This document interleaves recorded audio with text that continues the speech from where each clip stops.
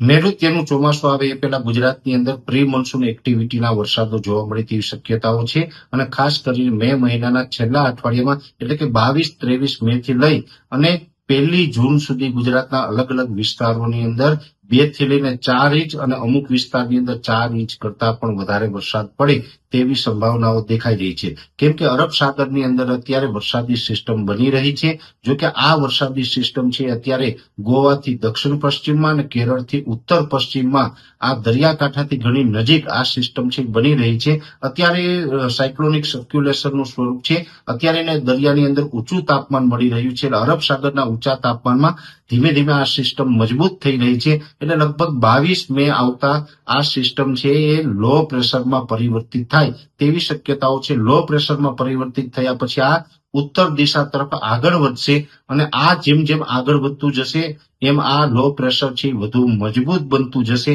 એ well-marked low pressure depression અને deep ડિપ્રેશનની category સુધી જાય તેવી પૂરી શક્યતાઓ છે હવે આ ડીપ ડિપ્રેશનની કેટેગરી સુધી જાય તેવી શક્યતાઓ છે પણ આ સિસ્ટમ ધીમે ધીમે ગોવા મહારાષ્ટ્રને એમ કરતા કરતા જેમ આગળ ગુજરાત તરફ આગળ ચાલશે જો થોડી પણ આ સિસ્ટમ છે એ ઉત્તર પશ્ચિમ દિશા તરફ મૂવમેન્ટ કરે તો આ સિસ્ટમને કારણે સાયક્લોન બને તેવી પણ શક્યતાઓ છે એટલે અત્યારે જોવા જઈએ તો દરિયાઈ ભેજ હોય તાપમાન હોય બીજા અન્ય પરિબળો છે અરબ સાગરમાં સાયક્લોન બનવા માટે અનુકૂળ પરિબળ છે એટલે આ સિસ્ટમ છે કદાચ સાયક્લોન પણ બની શકે પણ જો આ સિસ્ટમ છે એ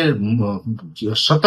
ઉત્તર અને ઉત્તર પૂર્વ દિશા તરફ આગળ ચાલશે તો અરબી સમુદ્રમાં એને પૂરો સ્પેસ ન મળે ઊંચું તાપમાન ન મળે તો કદાચ એ સાયક્લોન ન બને પણ 22 તારીખે જેવી રીતે આ સિસ્ટમ લો પ્રેશર બનશે અને લો પ્રેશર પછી મૂવમેન્ટ કરવાનું ચાલુ કરશે એ પછી આપને અંદાજ આવી જશે કે આ સાયક્લોન બનશે કે ડીપ ડિપ્રેશનના સ્વરૂપમાં ગુજરાત ઉપર લેન્ડ થશે પણ એક વાત ચોક્કસ છે કે જો સાયક્લોન બને તો પણ ગુજરાતને ભારે પવન અને મુશળધાર વરસાદની શક્યતાઓ છે અને સાયક્લોન ન બને અને ડિપ્રેશન અથવા તો ડીપ ડિપ્રેશન ગુજરાત ઉપરથી પસાર થાય તો પણ ગુજરાતની અંદર વરસાદની શક્યતાઓ છે એટલે ખાસ કરીને મે મહિનાના છેલ્લા અઠવાડિયામાં ગુજરાત રાજ્યની અંદર